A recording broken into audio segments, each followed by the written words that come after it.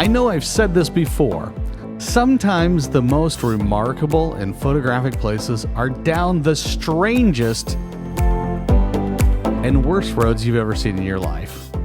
This wasn't the worst road I've ever driven on, but it was one of the most narrow roads I've ever been down in the state of Missouri. This is a road that's maintained by the National Park Service because it's on National Park Service land. That's right, it is part of the National Park Service. Kind of scary. This road is just barely wide enough for a full-size vehicle, and you will get pinstriping on your paint. With very few places to pass, it's narrow, rocky, and bumpy. So it's a slow drive back to this really cool mill that's part of the Ozark National Scenic Riverways.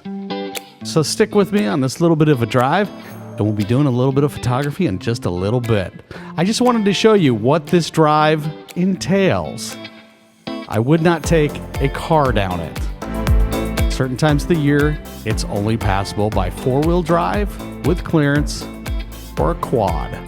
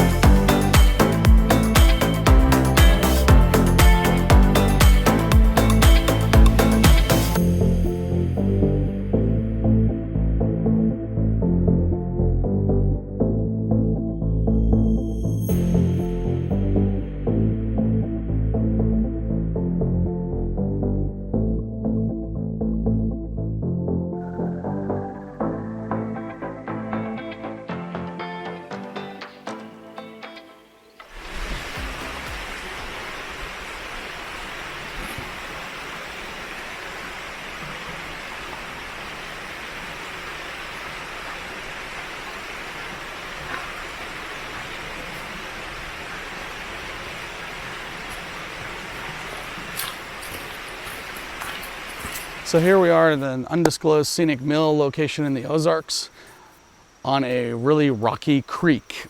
So what I did here is I framed this composition with this rock in the foreground, and then I split the windows with the tree down the middle, and then you've got the mill as the primary subject in the background, and this rocky creek off to the right of the frame.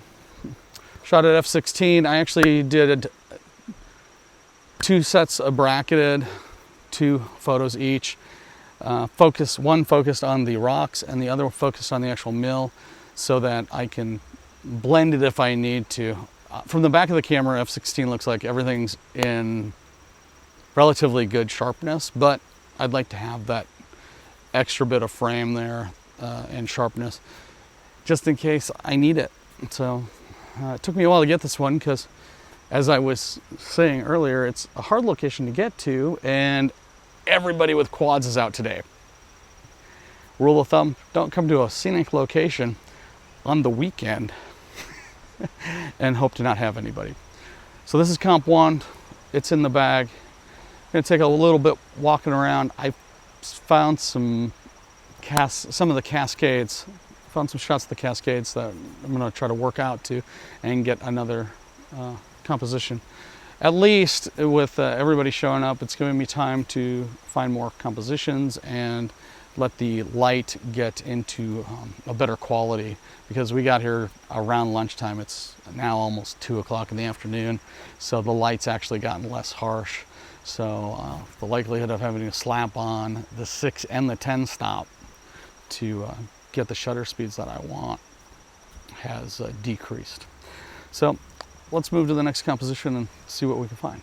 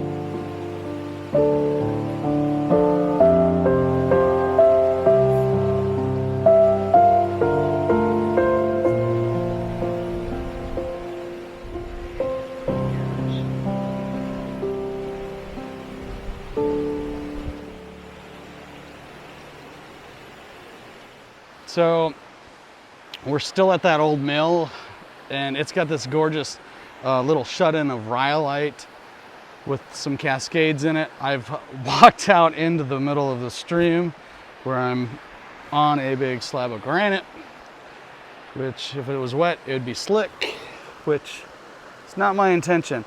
So this is looking pretty cool. I'm gonna pop a bracket off, an underexposed bracket that is, here. So one will be about right and one will be way underexposed. And that will tell me what I'm looking for my manual shot. Okay, so the correctly exposed one is a 30th of a second f/16. So I'm gonna pop on the 6-stop and the circular polarizer, which, you know what? I just so happen to have still on the filter holder from when we were at the last location. So let's go over here. We're gonna record a little bit of video because I want you guys to see this. So let's go here. Okay, there's the video. I'm gonna put the polarizer back in the bag for right now. If you notice, I didn't bring my whole bag out here.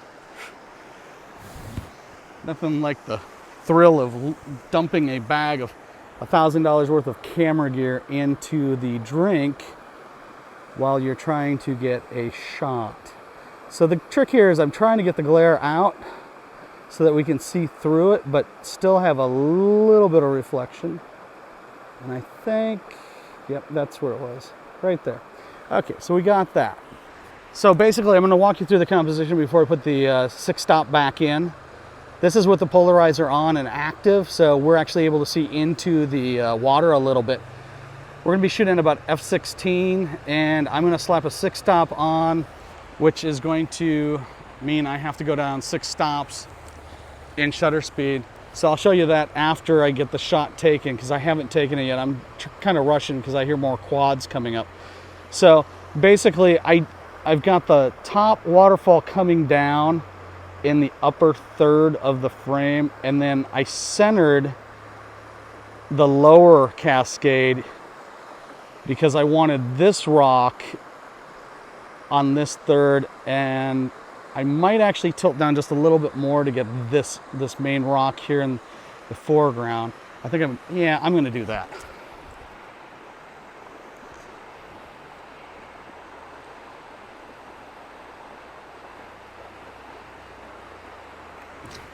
I'm thinking I should have brought my 24 to my 14 to 24 out here instead, but this is what I brought out.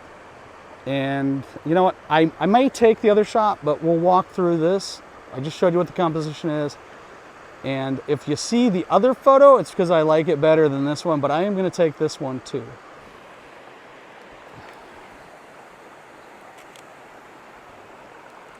So I'm going to put a 6-stop on, so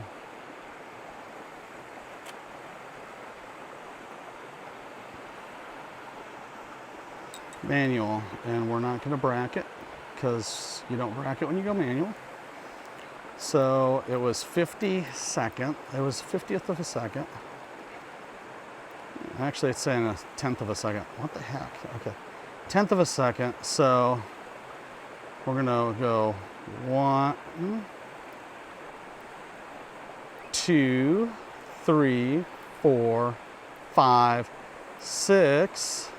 That doesn't give it to me. I'm gonna try it. It's saying 2. It's still under a second for exposure with the 6-stop. So we're gonna try the 6-stop. If the 6-stop doesn't give me what I want, I will go to the 10, which is probably where I will end up. Trigger release. And my light meter is like really off apparently today. It is an old camera, so that was not long enough. So yeah, it should be okay. So this should actually tell me how much light I need. Yeah, I thought so. It should be a 6 seconds. Okay, so we're going 6 seconds at f16 here. And that, oh, that is annoying. So in the frame, I've got just enough light reflection off that it's kind of overexposing. So what I'm going to do is I'm going to take it down about 2 stops and get a bracket that way. So 1, 2. So this is 1/4 of a second. I think that may be too bright still. So what I'm trying to do is there's a pool. The pool over here is actually reflecting the sun really nicely, which kind of stinks for what I'm trying to accomplish. So I'm actually going to pull that down a little bit more. I didn't have the right exposure. Not on the first try. I'm going to go down 2 more stops, so that's about 2.5 seconds. That area is probably still going to be way overexposed. And then I will walk back across the creek and get the other lens. What I'm wanting is that glare to disappear, but I don't think it's going to. I like this 2.5 second shot though. That's really cool. Okay, so let's take the 2.5 second shot. Let's go down 4 stops. Let's get it down to like under a second and see if I can just get rid of that little bit of glare. No. Going to 2 seconds. And that might be as good as it gets. But that's pretty darn good.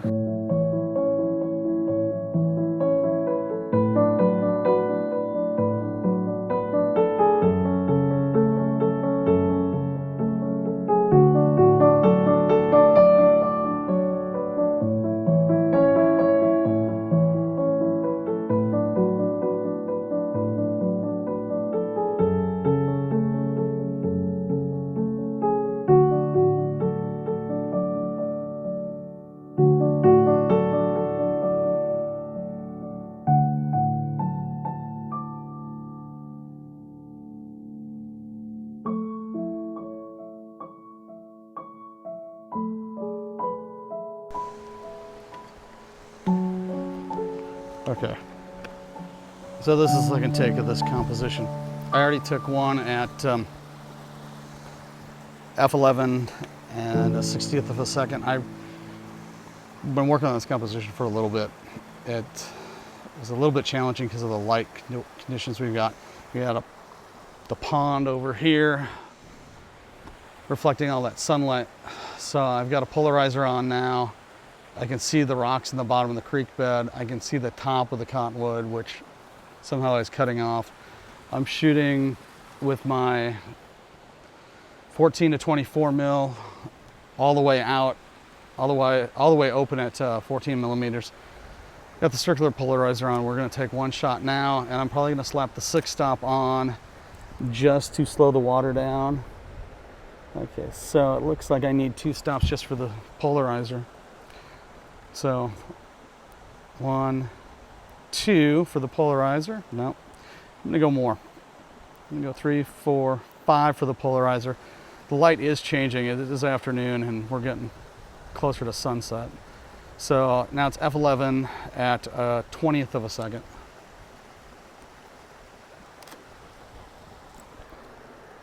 And that exposure looks pretty good. I'm gonna smooth out that water.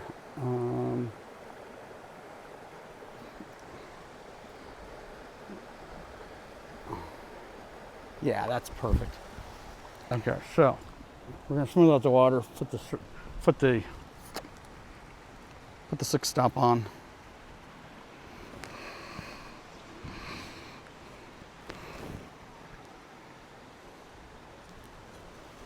And hopefully that's not scratched, because that would suck if it was. Okay. Now that's 6 stops, right? So now we're at about 3 seconds at f11. There's such a dynamic range here between the water and the woodland behind the cabin that I've got a ton of shadow, and I'm probably losing a lot of shadow detail. Yeah, I am. So we're going to take another one that looks like it's really overexposed, probably at 6 seconds. See what this looks like, and then I'm gonna have to wait for somebody to move away from the cabin. If it's in there, if he's in there. Oh wow, the water's nice and clear though. That's pretty cool, I like that. Okay.